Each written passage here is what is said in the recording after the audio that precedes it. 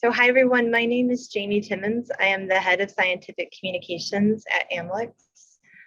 First of all, thank you all so much for joining this call today on such short notice. We are so thrilled to be able to see you all and to share this news with you.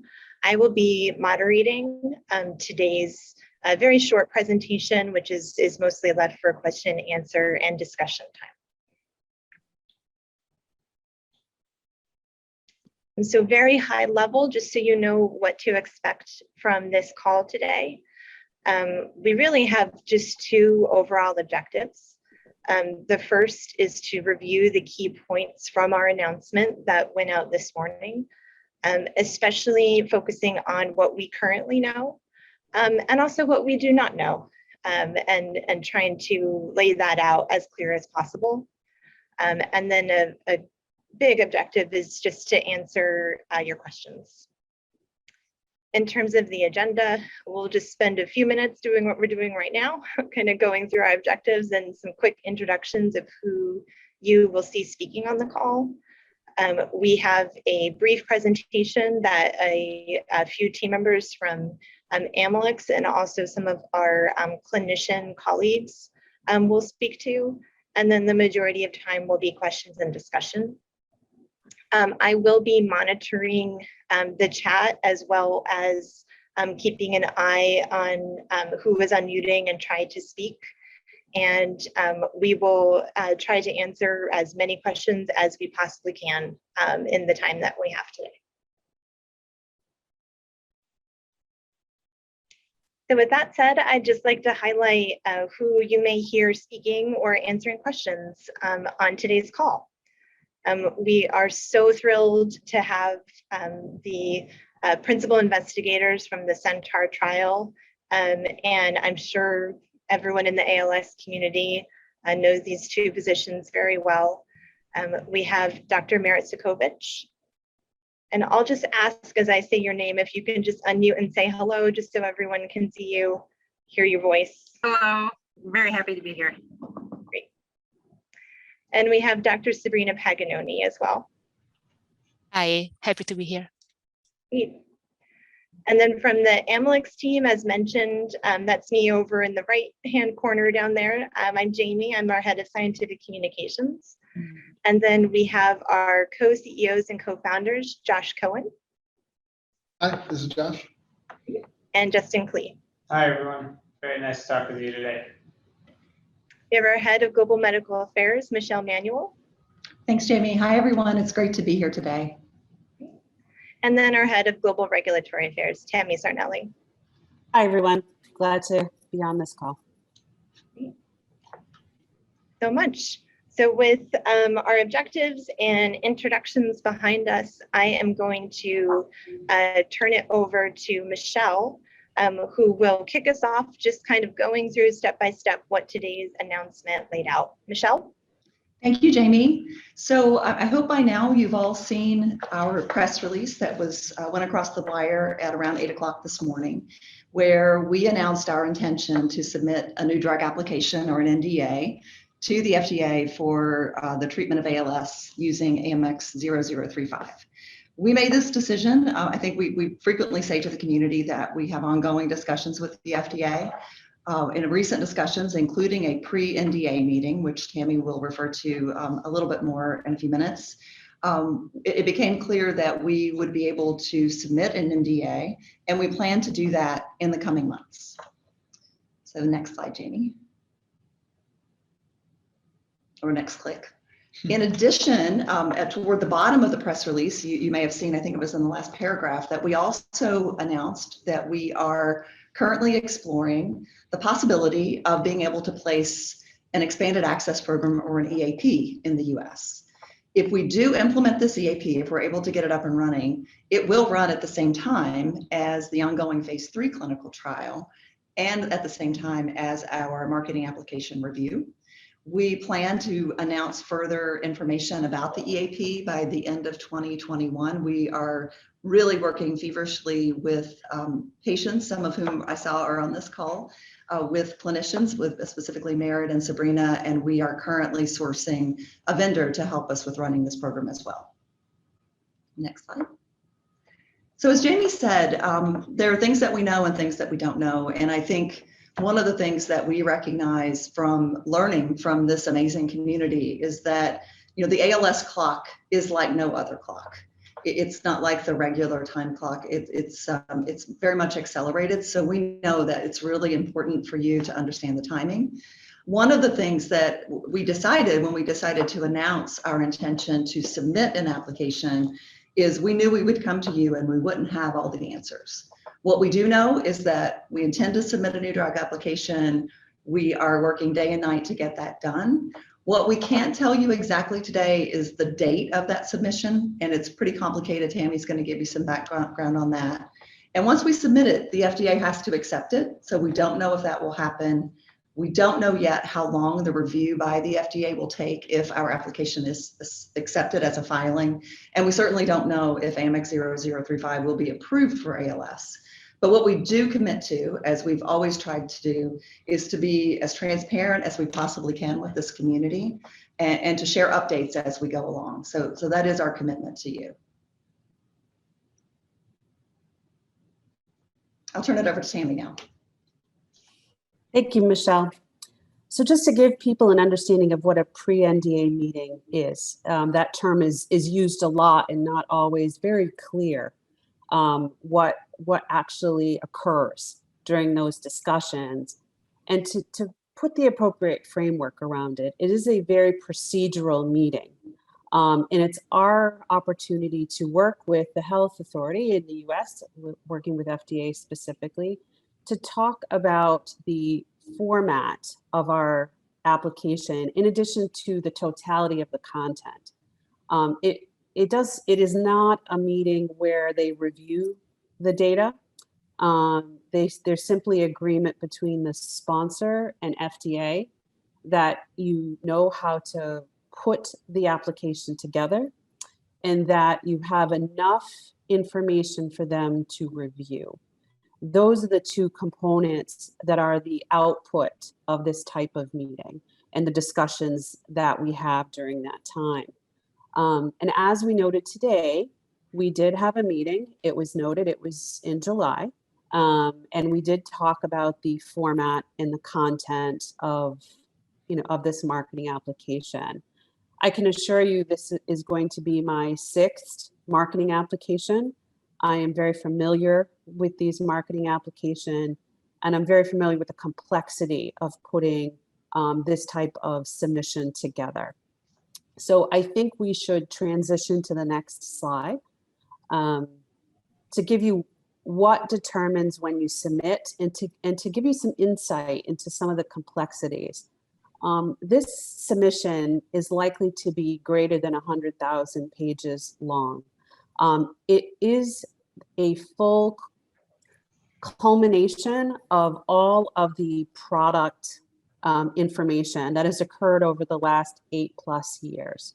So every bit of information has to go in. So it is well over 100,000 pages long. And within that, there's usually about 1 million hyperlinks that need to be set, as well as 100% QC'd. As it's noted here, it's every aspect of the product. It's from early animal studies and non-clinical information, cell data that we have, all of the information required to understand about how the product is manufactured and controlled, and as well as released. It's every piece that is necessary to understand the characteristics of the product. It's a very specific format. All of our submissions are done electronically. There has to be encrypted security. FDA has a special gateway that we have to comply with. And one of the key factors here is I have a very skilled team who can put these submissions together. They've done many of them. They understand the complexity around it and the electronic requirements around it. also the security that has to go around it as well. And they are very good at this. They've done quite a few of them, and I'm highly encouraged. But there's no margin for error. It is critically important for us to get this submission into FDA so that they can assess it. And so we want to ensure that there's no technical issue, no issue that could affect the way they validate it, nor the way that they review it. So that is what we're working on right now. I think what's critical to hear specifically from me is I'm working, and my team is working on this application 24 hours a day, 7 days a week. We're right in the process, right at the moment of pulling elements together to ensure that we can get this submitted. And as Michelle said earlier, we understand the clock is different, and we are actually adapting to that clock in getting this in as quickly as we can.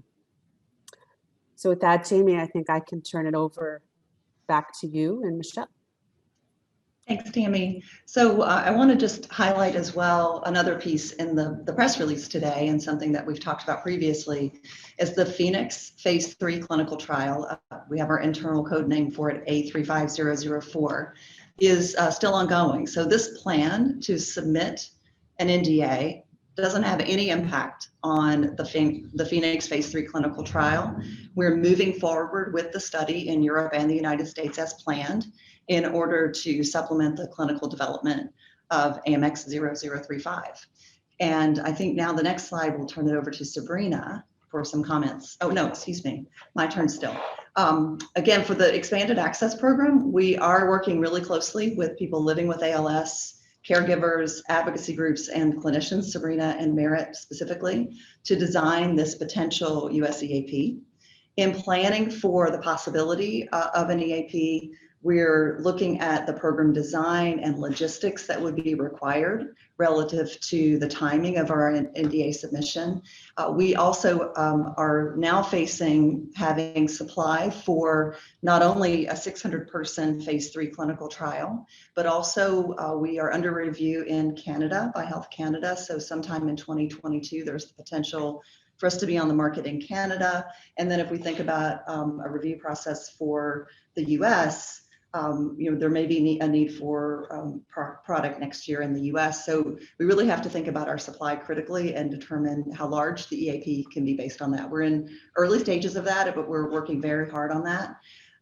We wanted to make sure that the community knows that we're designing the EAP so that it can include people living with ALS who are not typically eligible for a clinical trial.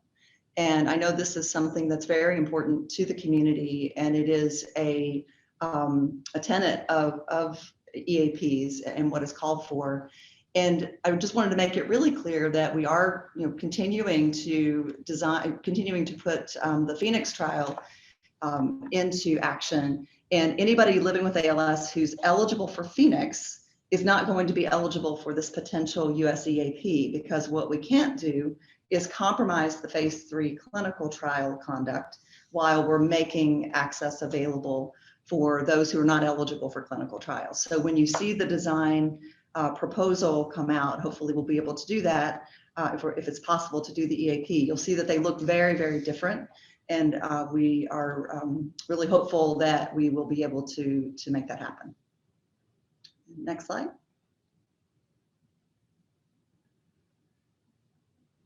This is I think Sabrina is going to cover this slide for us. Thank you, Michelle. So as a physician seeing people with ALS in an ALS clinic, I expect that people might have this question: can people living with ALS wait to enroll in the potential EAP instead of enrolling into Phoenix? This is a very reasonable question. And so I'm happy to share what I would like to discuss with the people who ask me. As always, of course, please discuss your specific situation with your ALS care team. So as Michelle just explained, EAPs or expanded access programs, by definition, are meant to be programs that are for people who are not eligible for clinical trials. And that's true in this case. It's true for all the EAPs that I know of in ALS, as well as other disease areas. So at this time, what I would like to discuss with the people with ALS who ask me this question is that the decision needs to be individualized based on that specific person's situation. So if somebody is eligible for the Phoenix trial, the recommendation to get access as soon as possible to the investigational treatment in the context of the trial is to enroll in Phoenix. If somebody is not eligible for Phoenix, then I would recommend the EAP, again, because the two groups that can enroll in either program are fundamentally different. In terms of timing, the Phoenix clinical trial is moving forward. The EAP is still in the planning stages, but I'm really pleased to know that Amylyx is moving forward, trying to look at all options, again, keeping patients front and center. So that's what I would say for this question. So in summary, we've announced that we intend to submit a new drug application to the FDA for Amylyx 0035 for the treatment of ALS. The plan to submit this NDA does not in any way impact the Phoenix phase 3 clinical trial conduct. The study will move forward as planned so that we can supplement our clinical development program. And we are currently exploring the possibility of placing an EAP in the United States. Also, as a reminder, anyone living with ALS who is eligible for the phase 3 Phoenix study would not be eligible for the potential EAP in the US. And we are working closely with members of the community to, as quickly as possible, determine the possibility of doing an EAP, create a design that allows eligibility for those not eligible for current clinical trials. And we've announced in the press release that we will give details about this toward the end of 2021. So by the end of 2021, we will be able to make the announcement about whether we can move forward with an EAP and what that would look like if possible. If you need more information, there's another I AM ALS community conversation happening tomorrow evening at 6. So you probably have seen the sign up for that. Niels is sponsoring a patient webinar, and thank you to Sabrina and Merritt for helping with that. That's going to actually focus on the Phoenix study. So that is next Thursday, September 23rd at 1 p.m. And you can find more information on the Niels website. We have posted some information about the phase 3 Phoenix study on clinicaltrials.gov. The search number is included there, and I think we can copy and paste that and put it in the chat as well so that people can have access to it so you don't have to scribble it down. But there is some details about the phase 3 trial and the inclusion-exclusion criteria. We currently don't have the list of sites yet, and the reason for that is that we're still contracting with the sites and getting the sites activated. And until the site is activated, we don't put it up on clinicaltrials.gov in order not to frustrate people. If we put a site up there that's not yet activated and you called them and they say, well, actually, we're not in the trial, that could be very frustrating. So thank you for your patience in advance as we populate the details about the study sites, both in Europe and the US on clinicaltrials.gov. And then if you have additional questions, you can always send those to our medical information contact center. And the email address is medinfo@amylyx.com. We can also post that in the chat so you can have access to that. And thank you very much to I AM ALS for allowing us to be a part of this community conversation today. I'll turn to Josh and Justin. Sure. Well, thank you all so much for joining us. Really, from the bottom of our hearts, we're so excited to share this with you all. But of course, there's still a lot of work to be done. I think, as I hope is apparent, our biggest goals are first to try to be as transparent and keep working towards improving everything in ALS we possibly can, especially driving Amylyx 35 forward, but also to keep doing all of this in partnership with the wonderful community with Dr. Sikovich and Paganoni and Niels, with I AM ALS, with the ALS Association, and all of you. this is really a community effort, and it's an honor to get to share this and work on this. We also hope it's just the start. So thank you all so much for joining us. Yeah, thank you so much. And just adding as well, I think as you heard from Tammy too, urgency is kind of in our DNA, and we'll be working, really hard to shave, seconds, minutes, hours, really down to the minutes. We're kind of, planning this whole, NDA and everything else out because frankly, every minute, every hour counts.